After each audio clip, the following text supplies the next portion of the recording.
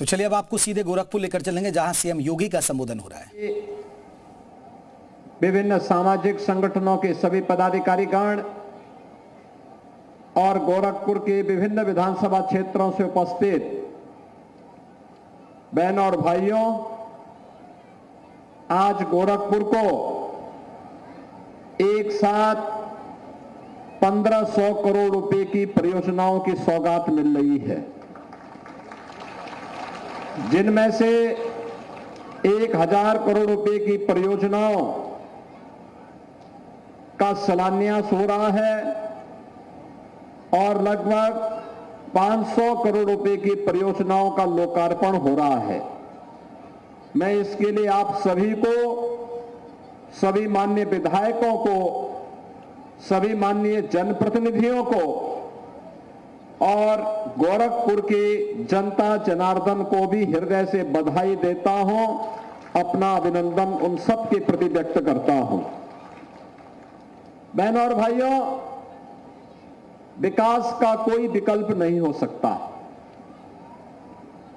जो लोग विकास नहीं करा सकते वे जाति, मत, मजहब, क्षेत्र और भाषा के आधार पर सामाजिक ताने बाने को छिन्न भिन्न करना चाहते हैं।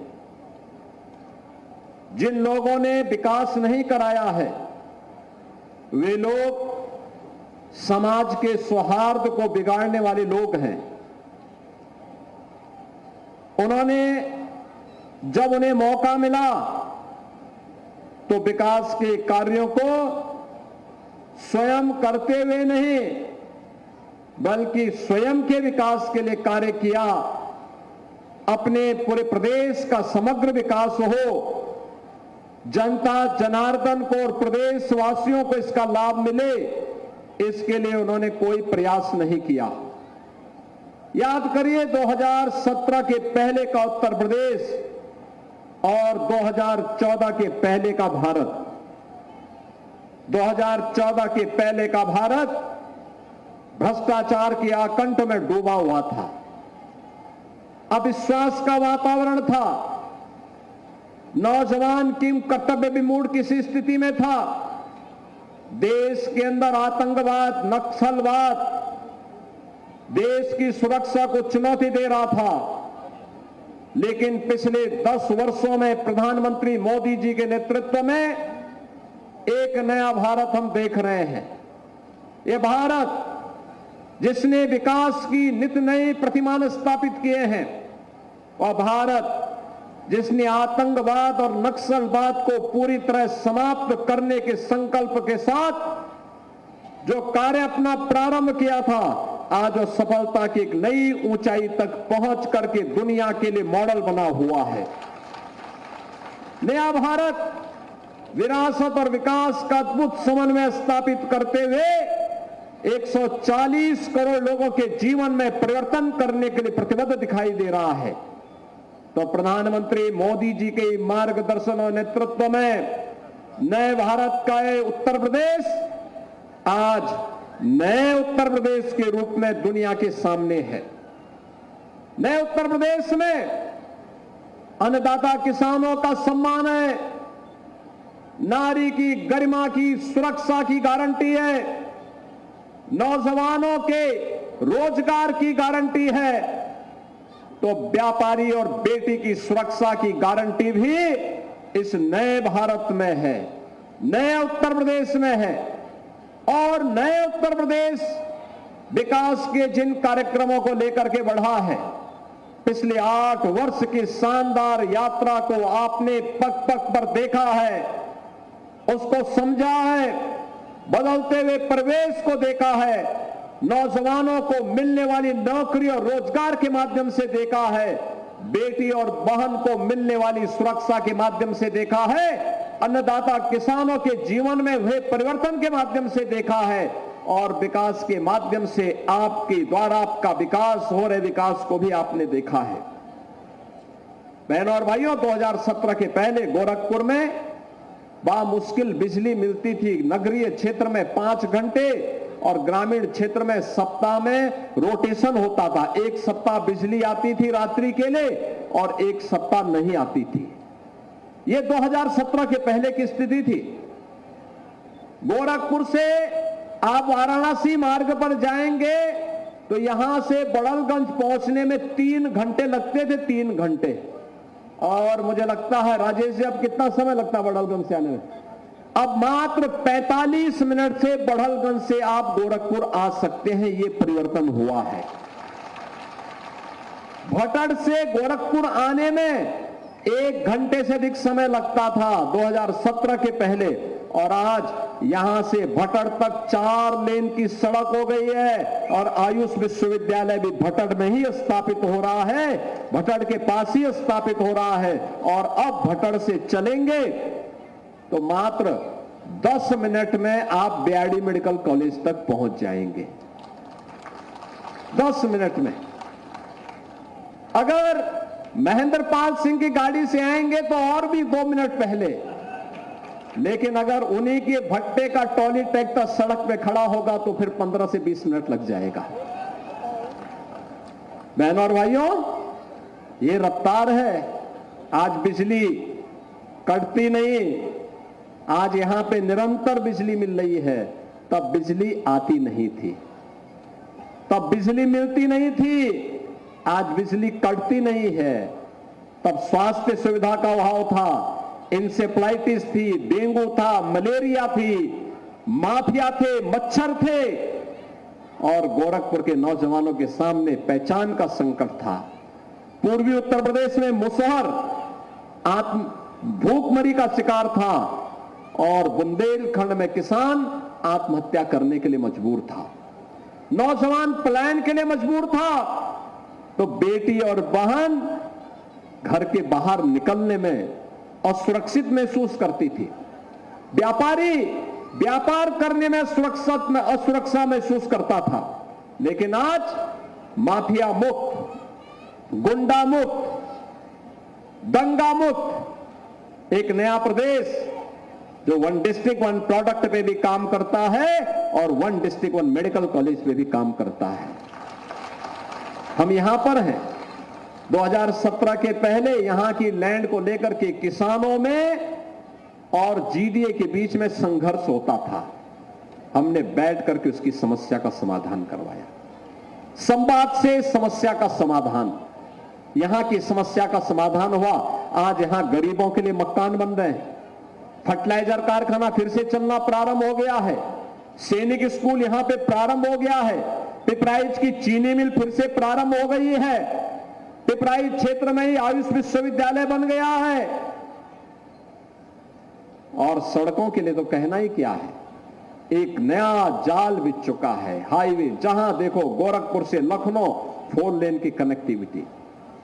अब तो लिंक एक्सप्रेसवे से भी 4 लेन के साथ लखनऊ जोड़ा जा चुका है, वाराणसी 4 लेन के साथ, नेपाल 4 लेन के साथ, कुशीनगर 4 लेन के साथ, देवरिया 4 लेन के साथ, चारों ओर से 4 लेन की सड़कों के साथ जुड़ चुका है और वायु सेवा के साथ भी जुड़ चुका है।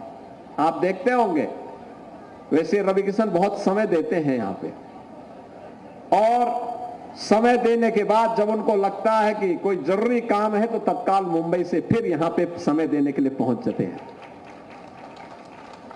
पहुंचते हैं। मैं देख रहा था, मैं भी सोच रहा था कि आज सचमुच वो सुनाएंगे फ्री में, लेकिन फिर उन्होंने वही किया जो अक्सर वो कहते हैं कि फ्री में पिक्चर दिखाएंगे, लेकिन किसी को कितने लोगों ने फ्री में पिक्चर देखी है? और वैसे पैसा लेकर कितने लोगों ने देखी है? रवि किशन की पिक्चर पैसा देके कितने लोगों ने देखी है? पैसा लेके तो बहुत लोगों ने देखी है। अब उनको मैं कहूंगा एक बार फिर ही दिखा ही दीजिए। वो एक कलाकार है और कलाकार के रूप में कला का सम्मान होना चाहिए, और कला को भी अपनी विरासत को संरक्षित करते हुए नई पीढ़ी को दिशा देने के लिए अभिनय के माध्यम से, मंचन के माध्यम से उसको एक नई दिशा देने के लिए तत्पर होना चाहिए। आप याद करिए, कला का ही कमाल था जब 1990 के दशक में रामायण सीरियल चला था दूरदर्शन में। रामायण सीरियल दुनिया का सबसे लोकप्रिय सीरियल हुआ था। ये कला का कमाल है। भगवान राम के व्यक्तित्व पर आधारित, उनके आदर्श और मूल्यों पर आधारित रामायण उसे जब सीरियल के माध्यम से आया तो दुनिया का सबसे लोकप्रिय धारावाहिक बन गया, सबसे लोकप्रिय। यानी जब घर में टेलीविजन नहीं थे,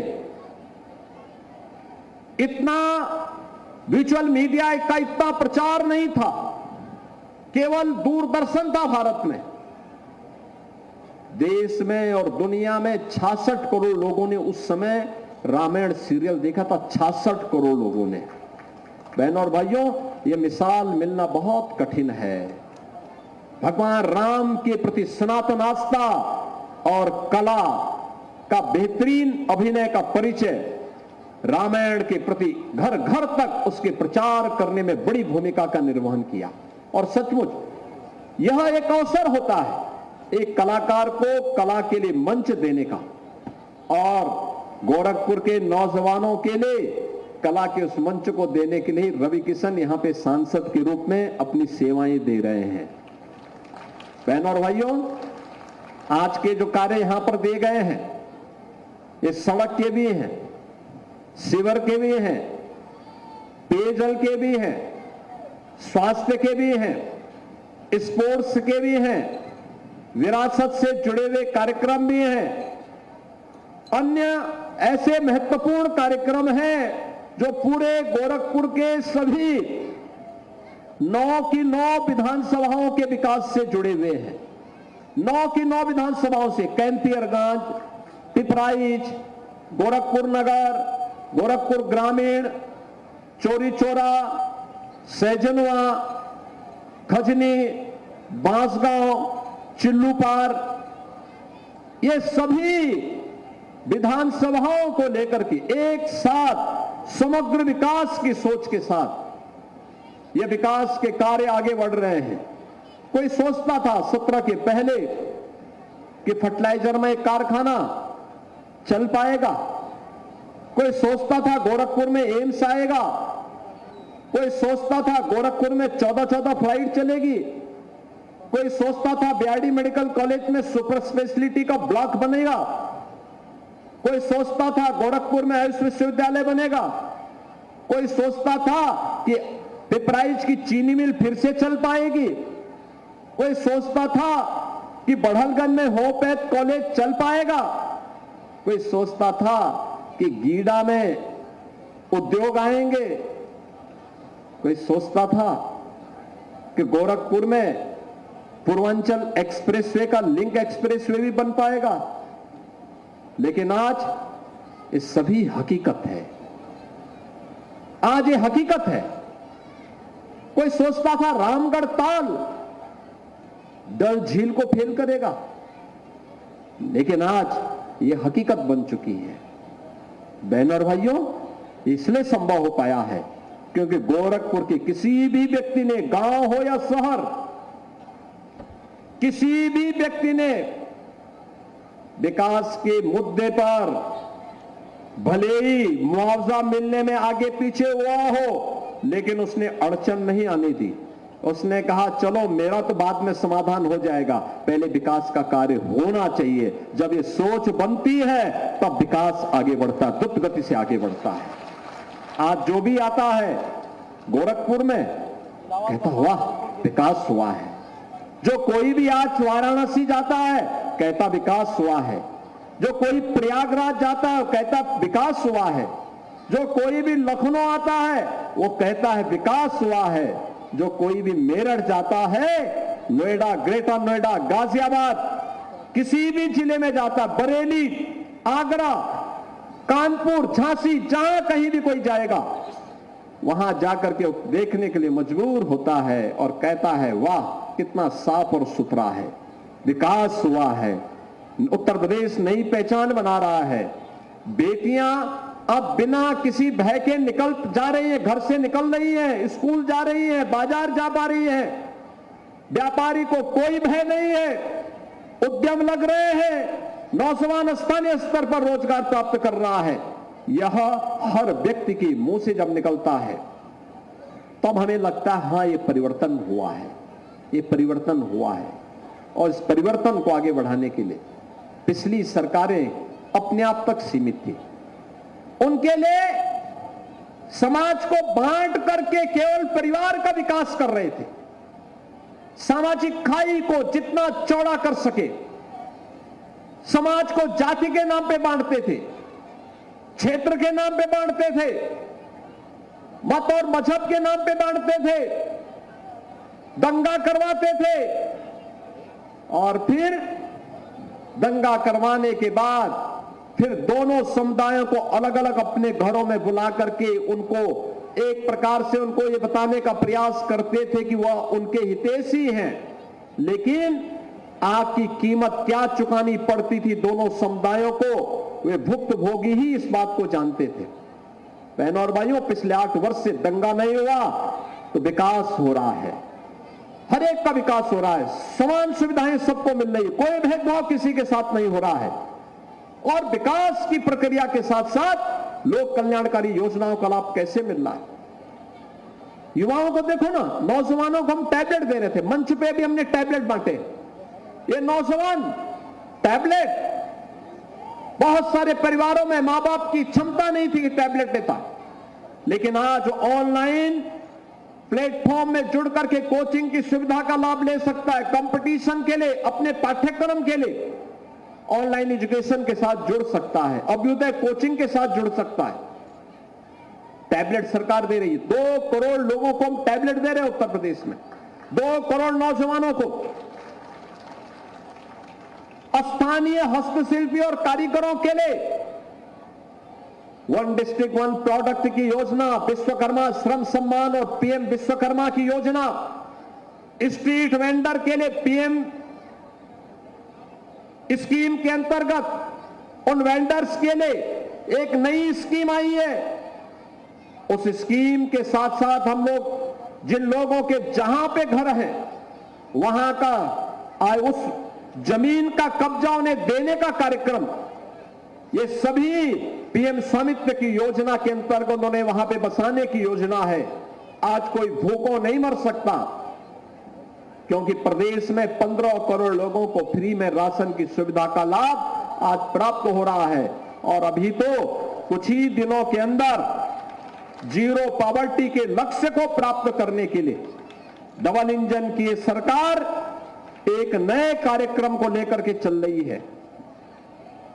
हर ग्राम पंचायत में जो भी ऐसे परिवार हैं जिनके पास अब तक किन्हीं कारणों से वह किसी योजना से अगर अब तक वंचित रहे हैं, उनके नाम को हमने अभी से सर्वे करके मंगवा लिया है। एक साथ एक दिन सभी जनप्रतिनिधियों की उपस्थिति में उन्हें इन योजनाओं से सिचुएट करने के कार्यक्रम को हम जोड़ने जा रहे हैं। एक साथ आप देखना, एक साथ 15 लाख से अधिक परिवार इस योजना के साथ जुड़ रहे हैं। जिसके पास मकान नहीं उसको मकान मिलेगा, जिसके पास आयुष्मान का कार्ड नहीं उसको आयुष्मान का कार्ड मिलेगा, जिसके पास राशन कार्ड नहीं राशन कार्ड मिलेगा, जिसको पेंशन नहीं उसको पेंशन मिलेगी, जिसके पास रोजगार नहीं स्थानीय स्तर पर रोजगार उपलब्ध करवाने के लिए सरकार उसके लिए प्रयास करेगी। और उसी क्रम में आज हम सब इन योजनाओं को लेकर के आपके पास आए हैं। योजनाओं का लाभ मिले, योजनाएं जो बन चुकी हैं उसको अनावश्यक रूप से लोग नुकसान न पहुंचाएं। अक्सर होता है, क्या होता है, सड़क बनती है उसके बाद लोग उसको खोदने लगते हैं, कोई पोल गाड़ता है, कोई अन्य कोई किसी कार्य के लिए वह उसको खोदने लगता है। हमारा प्रयास होना चाहिए, सड़क बनती है मेहनत से बनती है, ये पैसा किसी व्यक्ति का नहीं है, ये मेरा पैसा नहीं है, ये प्रदेश की 25 करोड़ जनता का पैसा है। उस पैसे का दुरुपयोग नहीं होने देना चाहिए। कार्य जो स्वीकृत है, जितना पैसा जिसके लिए स्वीकृत है वह पैसा उतना उस पर कार्य के लिए खर्च हो, यह हमारा प्रयास होना चाहिए। उस कार्य के लिए उतना ही पैसा खर्च हो, यह हम उस प्रकार की व्यवस्था के साथ जुड़े। जो कार्य शिलान्यास के बाद कार्य आगे बढ़ रहा है उसकी क्वालिटी ठीक हो, स्थानीय जनप्रतिनिधियों को भी देखना चाहिए। संबंधित कार्यदायी संस्था को मजबूर करना चाहिए। कार्य समय पे हो, गुणवत्ता के साथ हो, पब्लिक के आवागमन में बहुत बाधा न हो, समयबद्ध तरीके से सारे कार्यक्रम आगे बढ़े तो लंबे समय तक इन योजनाओं का लाभ जनता जनार्दन को प्राप्त होता रहेगा। और आज इसी उद्देश्य के साथ इन विकास की ढेर सारी योजनाओं को लेकर के हम सब एक बार फिर से गोरखपुर के नागरिकों के साथ हम मिल रहे हैं। मुझे प्रसन्नता है कि सरकार के 8 वर्ष पूर्ण होने के उपलक्ष्य में 25 मार्च को हम लोग गोरखपुर में आए थे 8 वर्ष की उपलब्धियों के साथ, और आज हम लोग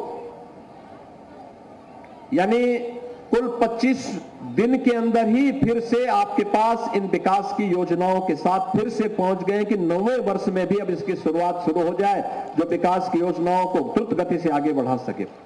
विकास की योजनाओं को आगे बढ़ाने के क्रम में मैं आप सभी को इन योजनाओं का लाभ मिले।